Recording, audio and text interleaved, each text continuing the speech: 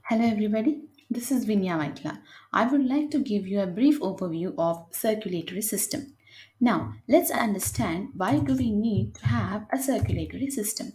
So, in unicellular organisms such as amoeba, the diffusion or the transport of materials occurs very quickly, like within seconds. Now, for example, if there is a cell which is present 10 centimeters at depth from the surface, this cell will require approximately 28 days to get the atmospheric oxygen. Now, such delay would cause cell death.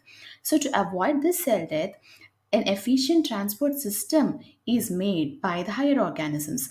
This transport system will transport the gases, nutrients, hormones, and disposes the metabolic waste. And such transport system is termed to be as the circulatory system.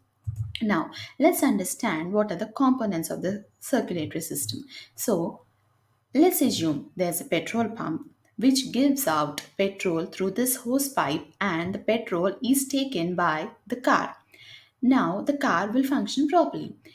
Now, heart is the central part of the circulatory system, which is the pumping organ that pumps blood through these blood vessels and gives blood and supplies the body with the nutrients required, which make us alive and function properly. So, we have three components of the circulatory system.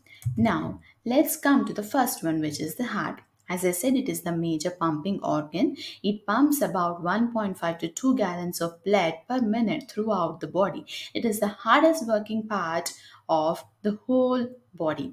Now, let us know the details of the blood vessels because heart pumps blood through blood vessels. Now, let's see into the blood vessels. What are these? We have arteries. These are the blood vessels which collect all the pure blood from the heart, and in general all the arteries carry the blood away from the heart, pure blood, and supplies it to the body parts. Now coming to the next kind, which are the veins. In general all the veins collect the deoxygenated blood from the body parts, and they give it or pour it into the heart for further purification.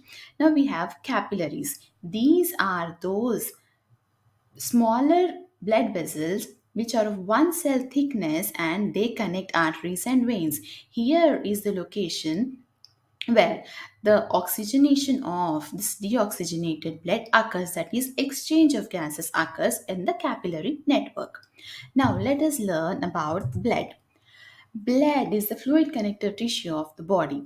We all approximately carry 5 liters of blood within us, out of which 55% of it is plasma, which is the fluid part or the pale part of the blood. And remaining 45% of the blood is red blood cells, white blood cells, and the platelets. And what is the function of the blood? Blood is functioning as the fuel for the body, supplying nutrients, enzymes, hormones, and also disposing all the metabolic waste from us. Now, let us look into the structure of the heart externally. It is in the conical shape roughly and present as the size of a fist. It is present in between the right and left lungs towards the left side of the chest cavity, just behind the sternum, which is the breastbone. Now, it is protected by the rib cage. Now, outside or externally, it is very simple. Now, it is the most complex organ when we go into the internal structure of it. Let's see the internal structure. So, to make it simple, let us compare our heart to a house. It has four rooms or chambers, and these are separated by valves or doors. There is a plumbing system for this house, for this heart house, which are nothing but the arteries and the veins which are carrying away the blood and also pouring in the blood. Okay, and heart is protected by walls, myocardium, and there's a pericardium, which is a siding of the heart house. That is, it's a sac present throughout the heart which is protecting it from any rupture from the rib cage. Okay, now let's go in detail about the chambers. We have the top floor, right atrium and left atrium, and on the ground floor we have right ventricle on the left ventricle. Now, On the right side, what are we having? We have all the deoxygenated blood collected by the inferior and superior vena cava. This deoxygenated blood is going into the lungs through pulmonary artery for further purification. Now, we have left atrium on the left ventricle on the left side, which will collect all the pure blood and supply to aorta, which will give the blood to all the body parts. Now, let's go and see the doors. What are the doors we have? We have four valves which contain cusps, or I can say these are flaps which open and close to avoid the backward flow of the blood. That is the function of the valves. And we have a tricuspid valve with three cusps between right atrium and ventricle, and a bicuspid or with two cusps, a mitral valve present between the left atrium and left ventricle. There are also pulmonary valve and aortic valve at the pulmonary artery and the aorta respectively. Okay, now let's go and see what is the circulation, this amazing circuit which is keeping us alive.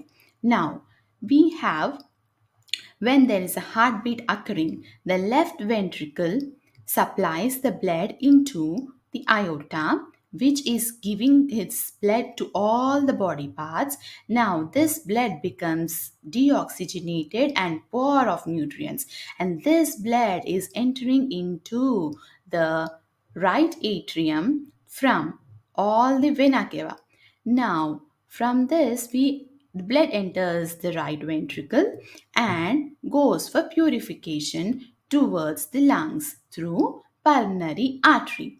Now, in the lungs, we have the purification process occurring, and the entire blood is purified. Now, it is entering into the pulmonary vein, from which it enters the left atrium, from there to left ventricle, and finally enters into the body again through the aorta.